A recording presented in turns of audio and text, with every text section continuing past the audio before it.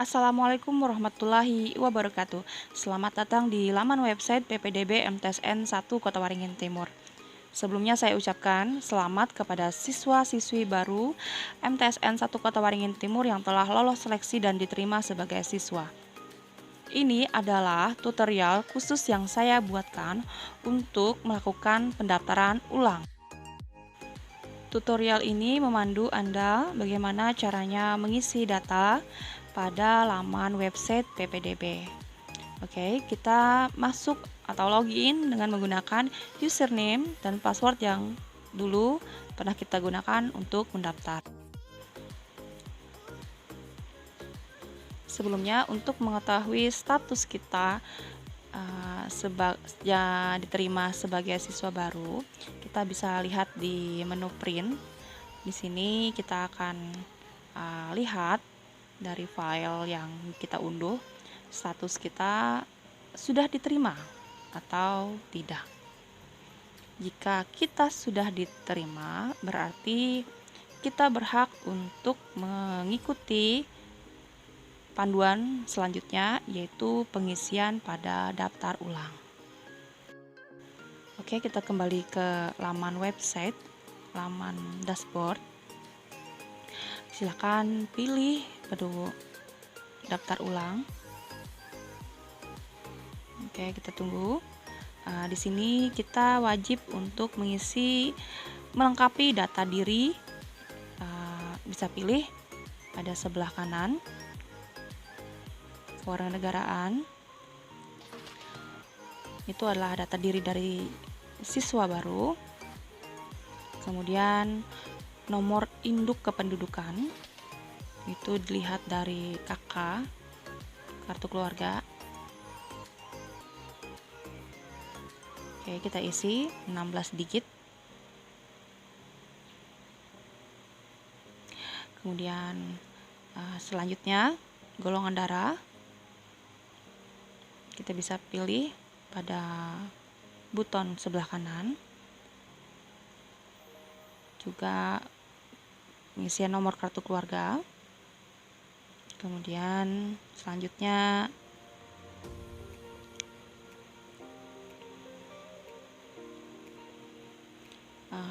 data diri berat badan, anak keberapa, misalnya anak ketiga bisa diketikkan.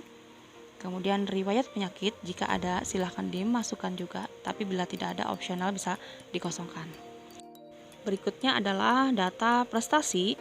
Jika anak pernah mengikuti berbagai lomba dan pernah meraih juara minimal tingkat kabupaten, bisa mengisi data prestasi. Jika tidak, opsional saja bisa kita lewatkan. Ini untuk mengetahui minat dan bakat anak. Kemudian yang membiayai sekolah, apabila tinggal bersama wali atau bersama orang tua, ada buton di sebelah kanan untuk pilihan. Kemudian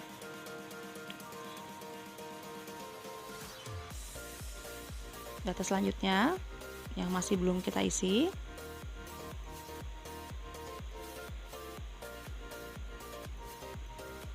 Oke. Ini wajib diisi ya, hobi, cita-cita, karena jika tidak diisi maka operator emis akan kerepotan mencari data lagi dan mencari kontak siswa untuk dihubungi dan ditanyakan. Jadi saran saya lebih baik dilengkapi karena wajib.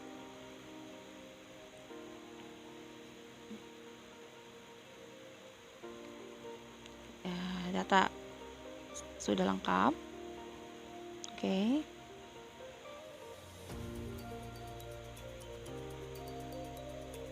Bisa kita klik simpan. Kita akan diarahkan kembali ke list berikutnya, yaitu pengisian data dari asal sekolah. Oke. Di sini nomor pokok sekolah nasional, kita bisa buka Google-nya, kemudian ketikkan MPSN bersamaan dengan nama sekolah asal. Oke. Nah, data akan muncul pada laman Google. Kita bisa langsung kopikan atau bisa melihat data sekolah yang ada di dokumen rapot atau ijazah anak. Kita paste, kemudian nomor statistik sekolah kita juga bisa dapatkan dari Google dengan mengetikkan nomor statistik sekolah. Oke. Atau bisa didapatkan dari profil sekolah yang biasanya di dalam website sekolah tersebut. Oke. Status sekolah negeri atau swasta. Jenjang sekolah ini sebenarnya harusnya ialah SD atau MI. Jadi belum kita perbaiki. Nama sekolah, kemudian prestasi sekolah juga bisa kita dapatkan di profil sekolah atau ditanyakan langsung kepada pihak sekolah asal prestasi yang pernah diraih oleh sekolah dasarnya. Ini sekedar contoh ya, mengambil di laman website resmi MTSN 1 Kota Waringin Timur mengenai prestasi yang pernah diraih. Langsung copy saja, kemudian pindahkan ke prestasi sekolah. Oke, klik simpan. Oke, selanjutnya adalah jenis mode transportasi yang kita gunakan untuk berangkat ke sekolah, misalnya diantar dengan kendaraan bermotor atau jalan kaki bisa dipilih. Kemudian tempat tinggal di sini kita bersama orang tua atau wali atau lainnya bisa dipilih. Kemudian jarak rumah ini bisa kita lihat di Google. Jadi ketikkan saja alamat kita. Ini misalnya jalan SPG Permai 2 ke arah Jalan Pelita Barat itu sekitar berapa kilometer dapat dilihat pada Google Maps. Oke, kita akan dapatkan hasilnya.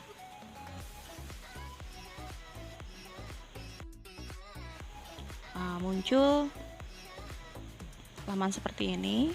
Kita bisa lihat jarak dari Jalan SPG ke Pelita Barat ke MTSN 1 Kota Waringin itu sekitar 3 km. Jadi bisa kita input datanya di laman transportasi. Kemudian jarak tempuh yang kita gunakan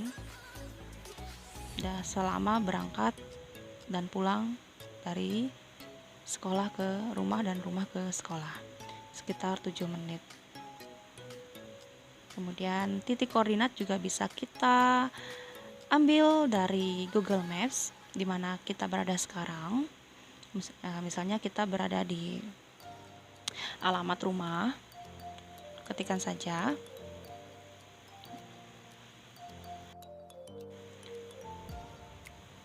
Kita ketik alamat kita pada Google Maps menuju ke MTSN 1 Kota Waringin Timur. Oke, di sini kita ambil titik koordinatnya, ada di tengah, dimulai dari -2 sampai batas garis miring, itu copy, kemudian bisa dipaste di link titik koordinat. Oke, simpan. Jika data diri sudah selesai, data orang tua juga selesai, bisa dicek lagi untuk pengisiannya. Oke. Kemudian ke menu berikutnya, yaitu tentang kesehatan. Silakan diisi apabila riwayat kesehatan,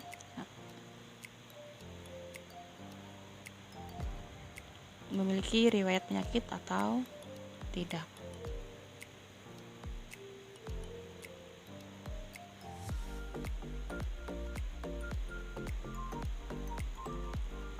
Ini nomor KKS, itu keluarga sejahtera, yang biasanya berupa kartu, bisa masukkan nomornya. Jika tidak ada maka opsional kosongkan saja. Kemudian PKH, itu kartu keluarga harapan. Jika memiliki kartu tersebut, jaminan sosial bisa dimasukkan ke laman ini. Atau juga siswa dari SD memiliki KIP, kartu Indonesia Pintar, bisa di input di kolom ini. Jika tidak, maka lewatkan saja. Oke, kita klik simpan. Ya, data berikutnya itu hanya mengecek jalur yang kita pilih. Oke, jalur yang awalnya kita pilih di laman pembuatan diri. Ini tidak bisa diubah lagi kecuali di laman profil. Oke, kita ke dashboard. Usahakan data-data yang kita isi itu benar dengan dokumen yang kita miliki. Oke, ini data ayah. Selanjutnya ke menu data orang tua.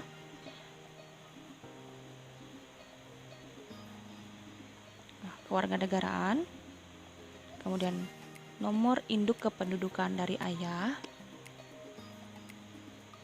kemudian tempat lahir sesuai dengan KTP atau sesuai dengan kartu keluarga, jenis pekerjaan, jika tidak ada kita bisa klik manual. Seperti ini. Kemudian tempat tinggal, apabila tempat tinggal sama dengan ini tempat tinggal di luar negeri atau di dalam negeri. Oke. Kemudian nama dari ayah.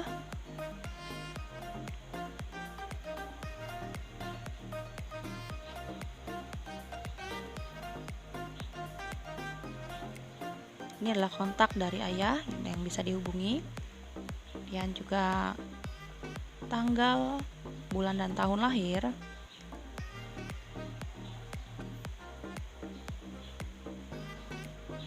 Kemudian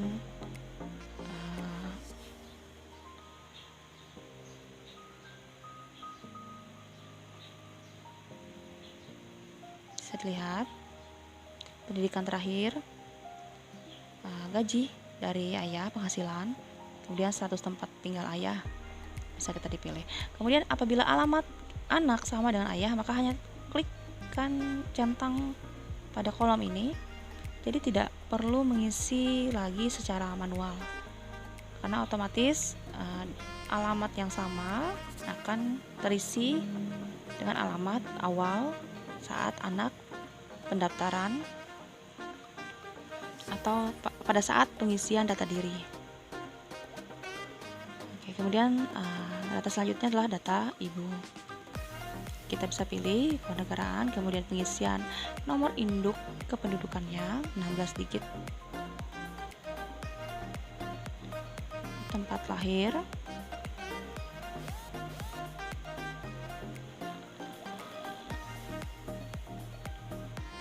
pekerjaan, tempat tinggal di dalam negeri atau di luar negeri, nama lengkap dari ibu, kemudian kontak WhatsApp yang bisa dihubungi, tanggal lahir, kemudian pendidikan terakhir, penghasilan bisa kosongkan jika ibu rumah tangga, status tempat tinggal, Kemudian apabila domisili ibu sama dengan domisili ayah, maka hanya klik pada kolom centang biru. Selesai, data ayah dan ibu selesai, dan isi jika anak tinggal bersama wali atau memiliki domisili di kota Sampit bersama orang lain, bukan dengan ayah dan ibu, maka data wali wajib diisi. Jika tidak tinggal bersama wali, maka tetap harus diisi dengan data ayah kandung. Oke, pengisian data orang tua sudah selesai. Kita kembali ke halaman depan, halaman dashboard. Oke, kita cek kembali data-data yang kita input. Pastikan data yang kita unggah itu sudah benar. Saat sudah memastikan bahwa daftar ulang dan data orang tua sudah terisi lengkap, maka yang terakhir kita masuk ke menu pembayaran. Di sini ada logo uang. Kita klik. Kemudian kita ketik untuk nama pembayarannya, yaitu seperti contoh di atas, bukti transfer daftar ulang. Kemudian di keterangan kita ketikkan jumlahnya, jumlah laki-laki dan jumlah perempuan berbeda. Jadi kita contohkan dulu jumlah siswa laki-laki, misalnya sekitar 2 juta $2.900.000 atau 2 juta sekian. Dan di belakang digit 3 angka itu diisi dengan nomor pendaftaran. Misalnya nomor pendaftarnya 123, maka 2 juta. Diisi nominal belakangnya itu dengan nomor pendaftaran. Kemudian unggah file. Kita bisa unggah file sebagai bukti pembayaran. Bukti pembayaran itu kita foto, kita dalam bentuk JPEG atau PNG ya, jadi tidak PDF. Kemudian kita pilih file juga, unggah.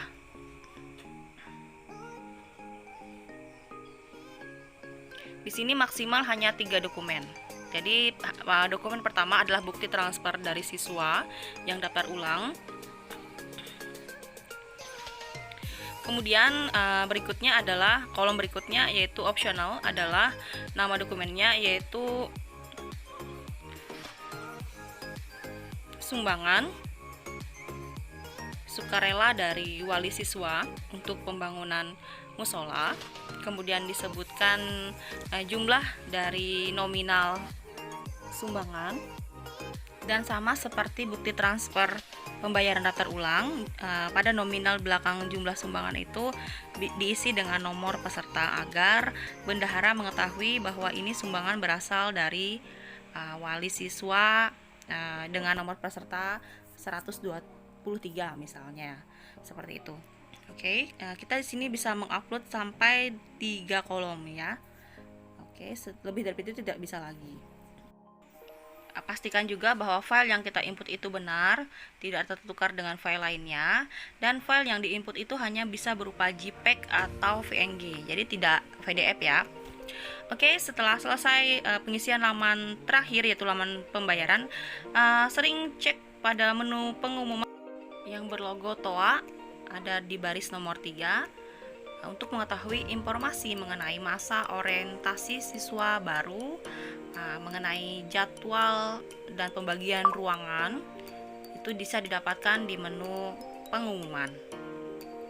Oke, ini adalah kartu pendaftaran kita diterima. Jadi ini bisa di-print dan dibawa saat masa orientasi siswa baru. Oke, demikian yang saya sampaikan. Saya ucapkan wassalamualaikum warahmatullahi wabarakatuh.